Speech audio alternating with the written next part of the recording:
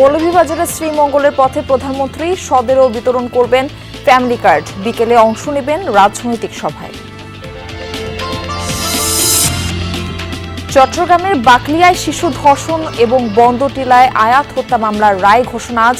আদালতে নেওয়া হয়েছে আসামিদের। সিলেটে থামছে না হাম এবং উপসর্গে মৃত্যু। 24 ঘন্টায় প্রাণ গেল আরও 3 শিশুর। নতুন রোগী ভর্তি 56 জন।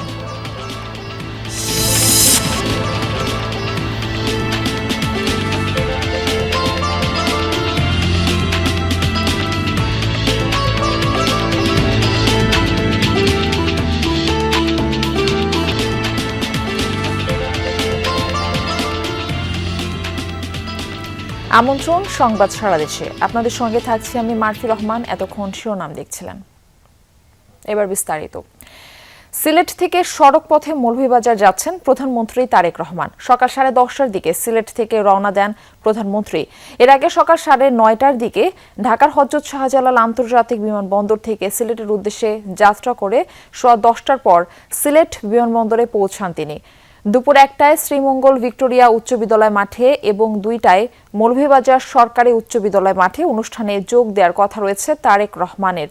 দিনব্যাপী সফরের মূল কর্মসূচি হিসেবে ফ্যামিলি কার্ড বিতরণ কার্যক্রম উদ্বোধন করবেন প্রধানমন্ত্রী। বিকেলে দুসাই রিসোর্টের উদ্দেশ্যে রওনা হবেন তিনি। সেখানে বিশ্রাম শেষে রাজনৈতিক সভায় যোগ দেওয়ার কথা রয়েছে। সভা শেষে সন্ধ্যায় সিলেট ওসমানী আন্তর্জাতিক বিমানবন্দর থেকে ঢাকার উদ্দেশ্যে রওনা হবেন। এদিকে প্রধানমন্ত্রীর সফর উপলক্ষে জেলা জুড়ে সব ধরনের প্রস্তুতি নেওয়া হয়েছে। জোরদার করা হয়েছে নিরাপত্তা ব্যবস্থা। নেতাকর্মীরা উচ্ছ্বসিত।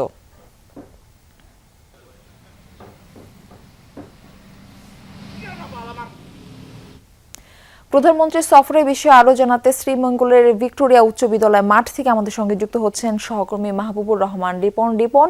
প্রধানমন্ত্রী কখন নাগাদ ভিক্টোরিয়া উচ্চ বিদ্যালয় মাঠে পৌঁছাবেন এবং আজকের কর্মসূচি সম্পর্কে আপনার কাছে কি তথ্য রয়েছে জানাবেন। মারফি, এই মাঠেই প্রথম আসবেন প্রধানমন্ত্রী তারেক রহমান। এখন পর্যন্ত আমরা যতটুকু জেনেছি যে তিনি শ্রীমঙ্গলের পথে রয়েছেন, মৌলভীবাজার পার হয়েছেন এবং শ্রীমঙ্গলের পথে রয়েছেন। এখানে আসতে হয়তো আরও 20 থেকে 25 মিনিট সময় লাগবে। একটু আগেই এই মঞ্চ থেকে জানানো হচ্ছিল। একটি বিষয় বলে রাখি যে তিনি এখানে এসে প্রথম যে কাজটি করবেন যে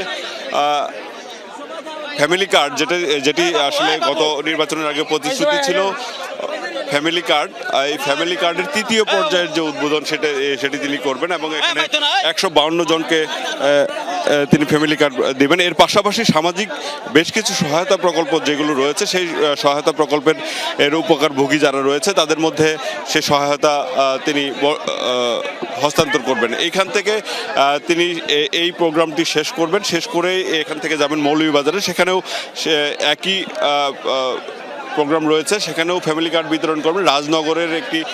রাজনগর উপজেলা রয়েছে, সেই উপজেলার একটি ইউনিয়নের একটি ওয়ার্ডের মানুষের মধ্যে তিনি ফ্যামিলি কার্ড বিতরণ করবেন এবং সেখানেও তিনি বক্তব্য রাখবেন এবং সেই বক্তব্য শেষেই তিনি মূলত রাজনৈতিক একটি সভা রয়েছে স্থানীয় একটি রিসোর্টে, সেখানে যাবেন এবং সেখানে দুপুরের খাবার এবং বিরতি শেষে সিলেটের উদ্দেশ্যে রওনা করবেন। সিলেট ওসমানী আন্তর্জাতিক বিমানবন্দর হয়ে তিনি ঢাকায় পৌঁছাবেন। আরেকটি বিষয় বলে রাখি, এটি যেহেতু চা শ্রমিক অধ্যুষিত এলাকা, বিশেষ করে চা বাগান অধ্যুষিত এলাকা মৌলভীবাজার। আপনি জানেন যে দেশের 166টি চা বাগানের মধ্যে প্রায় 93টি এই মৌলভীবাজার জেলায় অবস্থিত এবং এখানকার আর প্রায় কয়েক লাখ চা শ্রমিক রয়েছে। তাদের দীর্ঘদিনের যে দাবি রয়েছে, তাদের যে বঞ্চনা রয়েছে, সে বিষয়ে তারা প্রত্যাশা করছেন যে প্রধানমন্ত্রী তারেক রহমান সে বিষয়ে তাদের একটি ঘোষণা দিবেন। তাদের যাতে তাদের যে মজুরি রয়েছে, অন্যান্য সুযোগ সুবিধা রয়েছে, সেগুলো বৃদ্ধিতে তিনি আজকে এই সমাবেশ থেকে ঘোষণা দেবেন। সেই সাথে মৌলভীবাজারের মানুষের দীর্ঘদিনের দাবি রয়েছে মৌলভীবাজারে একটি বিমানবন্দর, একটি মেডিকেল কলেজ এবং একটি বিশ্ববিদ্যালয় এবং এর পাশাপাশি সিলেটের সাথে যে যোগাযোগ ব্যবস্থা রয়েছে এবং ঢাকার সাথে যে যোগাযোগ ব্যবস্থা রয়েছে, মিরপুর থেকে শেরপুর পর্যন্ত 4 লেনের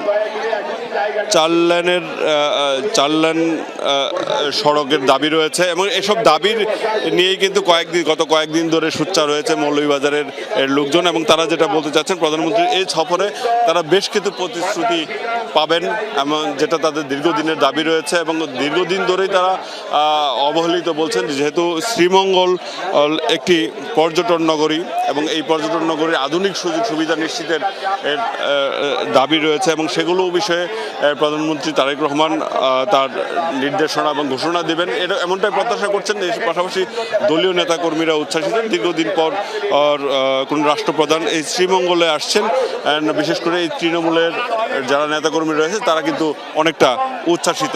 মার্পি। ধন্যবাদ রিপন। চট্টগ্রামের বাকলিয়ায় শিশু ধর্ষণ এবং বন্দরটিলায় শিশু আয়াত হত্যা মামলার রায় ঘোষণা হবে আজ। এরই মধ্যে দুটি মামলার আসামিদের আদালতে নেওয়া হয়েছে। গত 21 মে বাকলিয়ায় 3.5 বছর বয়সী এক শিশুকে ধর্ষণের অভিযোগ ওঠে। এর জের ধরে স্থানীয়দের সাথে ব্যাপক সংঘর্ষ হয় এলাকাবাসীর। ধর্ষণের মামলা করে পরিবার। তদন্ত শেষে একমাত্র আসামি মনির হোসেনকে অভিযুক্ত করে চার্জশিট দেয় পুলিশ। গত 10 জুন শুরু হয় সাক্ষ্য গ্রহণ। মোট 5 কার্যদিবসে এই মামলার সাক্ষ্য গ্রহণ এবং যুক্তিতর্ক উপস্থাপন শেষ হয়। ঘটনার 25 দিনের মধ্যে রায় ঘোষণা হতে চলেছে। এদিকে বন্দরটিলা এলাকায় 5 বছর বয়সী শিশু আয়াতকে অপহরণের পর হত্যা মামলারও রায় ঘোষণা হবে আজ। পুলিশ জানায় 2022 সালের 15 নভেম্বর আলিনা ইসলাম আয়াত নিখোঁজ হয়। পরে তার টুকরো করা মরদেহ উদ্ধার হয়। এই ঘটনায় বাসার ভাড়াটে আবির এবং তার 17 বছর বয়সী কিশোর এক বন্ধুকে অভিযুক্ত করে চার্জশিট দেয় পুলিশ। এ বিষয়ে আরো জানাতে চট্টগ্রাম আদালত প্রাঙ্গণ থেকে আমাদের সঙ্গে যুক্ত হচ্ছেন সহকর্মী আল আমিন শিকদার। আল আমিন, রায় কখন নাগাদ ঘোষণা হতে পারে বিস্তারিত করে জানাবেন।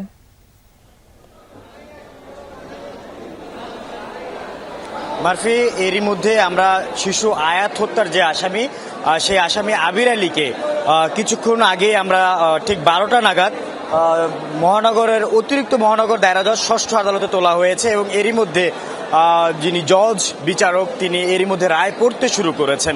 ভিতরে রায় পড়া শুরু হয়েছে, কিছুক্ষণের মধ্যে পূর্ণাঙ্গ রায় পড়া শেষ হবে। এর মধ্য দিয়ে আয়াত হত্যার যে রায় সেই রায়টি ঘোষণা করা হবে অতিরিক্ত মহানগর দায়রা জজ 6ষ্ঠ আদালত থেকে। পাশাপাশি একই দিনে বাকলিয়ায় যে শিশু ধর্ষণের ঘটনা, সেই শিশু ধর্ষণের ঘটনাকে কেন্দ্র করেও কিন্তু আজকে রায় ঘোষণার দিন ধার্য করা হয়েছে।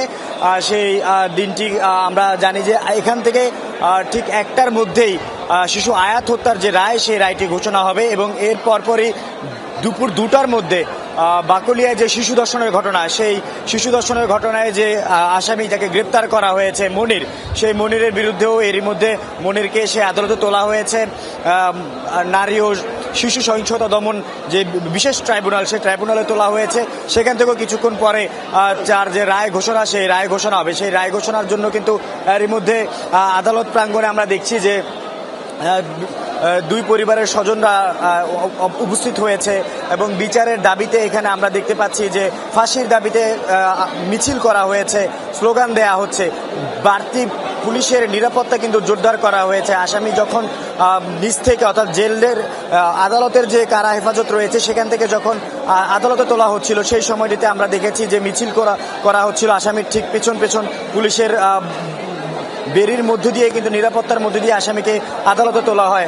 আয়াত হত্যার আসামি আবির আলীকে হয়তো কিছুক্ষণের মধ্যেই যে রায়, সেই রায় ঘোষণা করা হবে এবং তার স্বজনরা অর্থাৎ আয়াতের স্বজনরা সর্বোচ্চ শাস্তি আশা করছেন। আলামিন, আপনাকে ধন্যবাদ যুক্ত হবার জন্য। হাম পরিস্থিতি সম্পর্কে আমরা জানবো। সিলেট থেকে আমাদের সঙ্গে যুক্ত হচ্ছেন সহকর্মী নাবিল হোসেন। নাবিল, গত 24 ঘন্টায় নতুন করে তো আরো 3 শিশুর হামে মৃত্যু হয়েছে। তো বলা যায় হামে তো মৃত্যুর হার কমছেই না, সেটা বাড়ছে, অনেক ক্ষেত্রে সেটা অপরিবর্তিত রয়েছে। তো এই শিশু মৃত্যু হার কেন বাড়ছে, চিকিৎসকরা এই বিষয়ে কি বলছেন? মার্ফি, দেখুন, আপনি ঠিকই বলেছেন, গত 24 ঘন্টায় সিলেটে আরো 3 জন শিশু মারা গেছে হামের এবং এদের মধ্যে 6 মাসের কম এবং টিকার যে পদ্ধতি, সে পদ্ধতিতে আসলে 6 মাসের বেশি বয়সী শিশুদের টিকা দেওয়া যায়, ফলে যারা যে 5 মাসে মারা গেল তাকে টিকা দেওয়ার আসলে সুযোগ নেই। এই অবস্থায় এই বিষয়টা কৃষকদের ভাবাচ্ছে, কারণ সিলেটে এখন পর্যন্ত যে যারা মারা গেছে তাদের অর্থাৎ ৭২ জনের মধ্যে অনেক শিশুই আসলে 6 মাসের কম বয়সী। ফলে এই যে 6 মাসের কম বয়সী শিশুরা মারা যাচ্ছে, সেটি আসলে হামের নতুন ভেরিয়েন্ট কিনা সেটিও আসলে তাদের ভাবাচ্ছে, এবং সেই শিশুদের চিকিৎসা পদ্ধতি কি হবে, তাদের সেখান থেকে সুরক্ষা রাখার জন্য কি পদ্ধতি ব্যবহার করা হবে সেটি চিকিৎসকদের ভাবাচ্ছে। এবং সেজন্য তারা এই মুহূর্তে আসলে অভিভাবক যারা আছেন ক্ষেত্রে বিশেষ এক ধরনের স্বাস্থ্য সুরক্ষা নিশ্চিতের জন্য তারা বলছেন, কারণ হচ্ছে যে এই যে শিশুরা যাতে হামে কোনোভাবে আক্রান্ত না হয় সেজন্য তাদের স্বাস্থ্য সুরক্ষা যাতে চিকিৎসা নিশ্চিত হয়, পাশাপাশি তারা যে পুষ্টিহীনতা না ভুগে সেজন্য মায়ের বুকের দুধের বিষয়ে সবচেয়ে বেশি গুরুত্ব আরোপ তারা করছেন। এবং এর বাইরে আমরা যদি দেখি যে এই 6 মাসের উপরের যে শিশুরা মারা যাচ্ছেন তাদের ক্ষেত্রে যারা এখন পর্যন্ত টিকার আওতায় আসেননি তাদের টিকার ব্যবস্থা যাতে করা হয় সেই দিকে আসলে খুব বেশ গুরুত্ব আরোপ করছেন চিকিৎসকরা। নাবিল, ধন্যবাদ যুক্ত হবার জন্য। হিমাগারের সংরক্ষণ ভাড়া কমানোর দাবিতে রংপুরে মহাসড়ক অবরোধ করে বিক্ষোভ করছেন আলু চাষি এবং ব্যবসায়ীরা।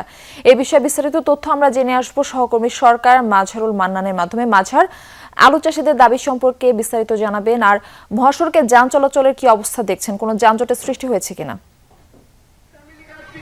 কৃষকের প্রতি এত মায়া সেই সরকারের, সেই প্রধানমন্ত্রী, সেই প্রধানমন্ত্রীর দেখুন, আমি যদি আপনাকে ফুটেজে সেটি দেখাতে পারি যে রংপুর জেলা যে আলু চাষি এবং ব্যবসায়ী সমিতি আছে সেই সমিতির উদ্যোগে এখন রংপুর মহানগরীর যে মডার্ন মোড়ের পাশে তুলা উন্নয়ন বোর্ড আছে সেই তুলা উন্নয়ন বোর্ডের ঠিক সামনে যে সড়কের 6 লেন আছে সেই 6 লেন বন্ধ করে দিয়েছেন আলু চাষিরা এবং প্রচুর আলু এখানে তারা ফেলে দিয়েছেন। তাদের যেটি বক্তব্য সেটি হচ্ছে যে এই যে 440 টাকা বা 35 টাকা করা হয়েছে কোল্ড স্টোরেজ ভাড়া, যেটি কোনোভাবেই তাদের মেনে নেওয়া সম্ভব নয়, তখন কারণ একটি কোল্ড স্টোরেজ ভাড়া তাদেরকে 7 টাকা পর্যন্ত দিতে হচ্ছে, তাহলে তাদের উৎপাদন খরচ 24 টাকা আলু হচ্ছে, কিন্তু এখন সেই আলুটা 16 টাকায় সেটা বিক্রি হচ্ছে। সেখানে তাদের দাবি যে হিমাগার অ্যাসোসিয়েশনের প্রতি তাদের অভিযোগ যে হিমাগার অ্যাসোসিয়েশন তারা অন্যায়ভাবে এটি চাপিয়ে দিয়েছেন এবং 200 টাকা থেকে 300 টাকার মধ্যে এটি ভাড়াটা তারা রাখবার দাবি করছেন। আমি একজন আলু চাষির সাথে কথা বলতে চাই, আপনার সাথে কথা বলতে চাই, কেন আপনারা দাঁড়িয়েছেন এবং কি আপনাদের এখন কর্ম? আসলে আমরা এখানে দাঁড়াইছি যে বিগত সময় আলুর দাম ছিল মাত্র 14 থেকে 15 টাকা, তার মাঝে এই কোলেস্টোর যা গলার কাটা হয়ে দাঁড়াইছে মরার উপরে খাড়ার ঘা। কোলেস্টোর ভাড়ার সঙ্গে অবৈধভাবে আমাদেরকে যুক্তি ছাড়া ওরা 8 টাকা আমাদের প্রতি দায় চাপাই দিছে, যার কোলেস্টোর আলুর পর্তা পড়ে গেছে প্রায় 22 থেকে 24 টাকা, সেখানে আজকে আলুর দাম মাত্র 14 টাকা। তা আমরা এই লস কিভাবে কাটাই উঠবো? এই কোলেস্টোরের যারা ভাড়া নির্ধারণ করে এরা সাধারণ চাষিদের সঙ্গে কোনো কথা বলে না, এরা সরকারের সাথে কোনো তোয়াক্কা করে না। এই কোলেস্টোর মালিক অ্যাসোসিয়েশন এরা অবৈধ ফ্যাসিস্টদের মতো এরা আমাদের প্রতি দায় চাপাই দেয়। আপনাদের পরবর্তী কর্মসূচি কি? পরবর্তী দায় কর্মসূচি হলো আজকে যদি আমাদের আসলে দেয়ালে পেট ঠেকে গেছে, যদি আমাদের দাবি মানি না নেওয়া হয়, 5 টাকা কোলেস্টোর ভাড়া যদি ভাড়া নির্ধারণ না করে, আমাদের তো দেয়ালে পিঠ ঠেকে গেছে, আমরা কঠোর আন্দোলন দেব এবং আমরা রংপুরকে। আপনি জানেন যে এখানে এরই মধ্যে যে তাজহাট থানার ওসি তার নেতৃত্বে পুলিশও এসেছেন এবং আমরা এই সড়কটি বন্ধ হওয়ার কারণে কিন্তু সারা দেশের সাথে রংপুর সহ রংপুরের যে 8টি জেলা আছে রংপুর বিভাগের, এই 8টি জেলার সড়ক যোগাযোগ প্রায় আধা ঘন্টা ধরে বন্ধ রয়েছে এবং এখানে জাতীয়তাবাদী দল বিএনপির যে জেলা কমিটির নেতৃবৃন্দ, কৃষকদের নেতৃবৃন্দ সহ বিভিন্ন রাজনৈতিক। মাঝহার, ধন্যবাদ যুক্ত হবার জন্য। নওগাঁর আত্রাই থেকে এক কলেজ শিক্ষকের মরদেহ উদ্ধার করেছে পুলিশ। সকালে উপজেলার সাহাগুলা এলাকা থেকে মরদেহটি উদ্ধার করা হয়। নিহত নিয়ামুল বশির বড় শিমলা মহিলা কলেজের শিক্ষক ছিলেন। পুলিশ জানায় স্থানীয়রা সকালে রাস্তার পাশে মরদেহ পড়ে থাকতে দেখে পুলিশে খবর দেয়, পরে ঘটনাস্থল থেকে মরদেহ উদ্ধার করা হয়। এ সময় মাথায় গুরুতর আঘাতের চিহ্ন পাওয়া যায়। স্বজনদের অভিযোগ, পূর্বশত্রুতার জেরে এই হত্যাকাণ্ড। এদিকে ব্রাহ্মণবাড়িয়ায় সন্ত্রাসীদের হামলার পর 2 দিন নিখোঁজ থাকা যুবকের মরদেহ উদ্ধার করেছে পুলিশ। সারা দেশে বিভিন্ন স্থানে বড় পর্দায় প্রিয় দল আর্জেন্টিনার খেলা উপভোগ করেছেন সমর্থকরা। ভোর থেকেই উন্মাদনা আর্জেন্টাইন সমর্থকদের মাঝে। বিভিন্ন জেলায় মোড়ে মোড়ে বড় পর্দায় খেলা উপভোগের আয়োজন করা হয়। চট্টগ্রাম, রাজশাহী সহ অনেক জেলায় বসানো হয়েছে বড় পর্দা। দলের খেলা উপভোগ করতে দেখা যায় ফুটবল প্রেমীদের। গান গেয়ে আর উল্লাস করে লিওনেল মেসির হ্যাট্রিক উদযাপন করেছেন ভক্তরা। আলজেরিয়ার সাথে দাপটে জয়ের মধ্য দিয়ে ফিফা বিশ্বকাপ 2026-এর শুভ সূচনা করল স্ক্যালোনি শিষ্যরা।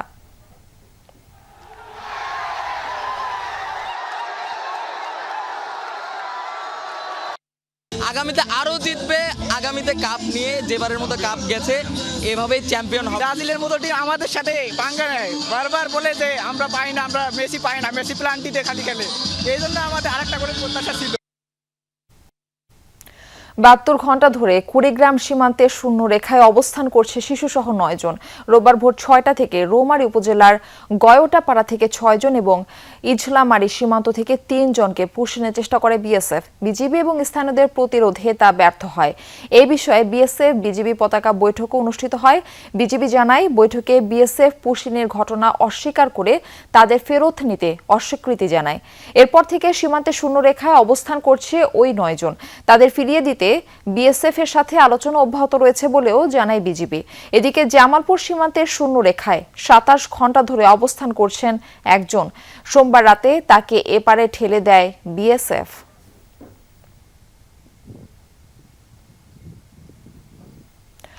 পুশিনের শিকার হয়ে শিশুসহ 4 ভারতীয় নাগরিক আটকে আছে বাংলাদেশে। গত বছরের জুন মাসে 6 মুসলিম নাগরিককে কুড়িগ্রাম সীমান্ত দিয়ে পুশিন করে ভারতীয় সীমান্তরক্ষী বাহিনী বিএসএফ।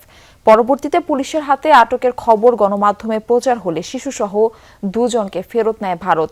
বাকি 4 জন বাংলাদেশে অবস্থান করলেও নিজ দেশ ভারতে ফেরার স্বপ্ন এখনো অধরা। পুশিন শিকারের 6 মাস পর নিজ দেশে ফিরেছেন অন্তঃসত্ত্বা সোনালী খাতুন ও তার শিশু সন্তান। তবে ভারতীয় সরকারের অনগ্রহের কারণে ফেরা হয়নি সোনালীর স্বামীসহ 4 জনের। গত বছরের আগস্ট মাসে অনুপ্রবেশের দায়ে 2 শিশুসহ 6 জনকে চাঁপাইনবাবগঞ্জ থেকে আটক করে পুলিশ। পরে জানা যায় তাদের জোরপূর্বক ভারতের দিল্লি থেকে ধরে এনে বাংলাদেশের কুড়িগ্রাম সীমান্ত দিয়ে পুশিন করে বিএসএফ। পরবর্তীতে তারা ঢাকা হয়ে চাঁপাইনবাবগঞ্জে গিয়ে বসতি গড়েন। কয়েক দফা আলোচনার পর গত ডিসেম্বরে অন্তঃসত্ত্বা সোনালী খাতুন ও তার শিশু সন্তান সাব্বির শেখকে চাঁপাইনবাবগঞ্জের সোনা মসজিদ স্থলবন্দর দিয়ে নিজ দেশে ফেরত নেয় বিএসএফ। কিন্তু বছর গড়ালেও এখনো এপারে পড়ে আছে সোনালীর স্বামী দানেশ শেখ সহ সুইটি বিবি ও তার 2 সন্তান। চলছে মানবেতর জীবনযাপন। এখনো কোনো খবর এসেনি। আমার বউ বাচ্চা গর্ভবতী ছিল, আমার বউ বাচ্চাকে নিয়ে গেছে। এখন আমি ভারত যেতে চাই। আমাদেরকে বাংলাদেশে পোষণ করে দিয়েছে, তারপরে আমরা বাংলাদেশে এসে আমরা জেল খেটেছি। জেল খাটার পরে আমরা বেরিয়েছি 3 মাস 10 দিন পর। এদিকে বিষয়টি নিয়ে ব্যাপক আলোচনার পর তখনই পশ্চিমবঙ্গের তৃণমূল কংগ্রেস সরকারের একজন প্রতিনিধি ভুক্তভোগীদের ফেরত নিতে চাইলেও নানা কারণে সে প্রচেষ্টা ব্যর্থ হয়। পরবর্তীতে আদালতের নির্দেশে 4 ভারতীয়কে আশ্রয় দেন ফারুক হোসেন নামের এক বাংলাদেশি। এদের জামিন হওয়া প্রায় 6 মাস হয়ে গেল, এখন পর্যন্ত এদের কোনো সুরাহা হচ্ছে না। আমি আর পাচ্ছি না। আমি 6 মানুষকে 10 দিন 15 দিন রাখা যায়, আমার জিম্মায় আজকে 6 মাস। ভুক্তভোগীদের দেশে প্রত্যাবর্তনের বিষয়টি আটকে রয়েছে ভারতের অসহযোগিতার কারণে, জানান জেলা প্রশাসক। বিষয়টি সমাধানের জন্য এবং সরকারি ডিপ্লোম্যাটিক চ্যানেলেও যোগাযোগ করা হয়েছে, যার প্রেক্ষিতে 2 জন চলে গেছে। কেন ওই সময় 6 জন যান নাই? নিশ্চয়ই ডিপ্লোম্যাটিক চ্যানেলে হয়তো কোনো সমস্যা ছিল। বাংলাদেশের পক্ষ থেকে তো অবশ্যই ভারতীয় নাগরিককে এই দেশে রাখার কোনো কারণ নেই। এই বিষয়টি সম্পর্কে ভারতীয় সরকারই বলতে পারবেন না। ভারতীয় এই 4 নাগরিককে নিজ দেশে ফেরত নিতে এরই মধ্যে নির্দেশনা দিয়েছে দেশটির উচ্চ আদালত। তারপরও ফেরত যেতে না পারায় হতাশায় দিন কাটছে ভুক্তভোগীদের। মনোয়ার হোসেন জুয়েল, যমুনা নিউজ, চাঁপাইনবাবগঞ্জ। এই ছিল সংবাদ সারা দেশের এখনকার আয়োজনে। এতক্ষণ সাথে থাকার জন্য সবাইকে ধন্যবাদ।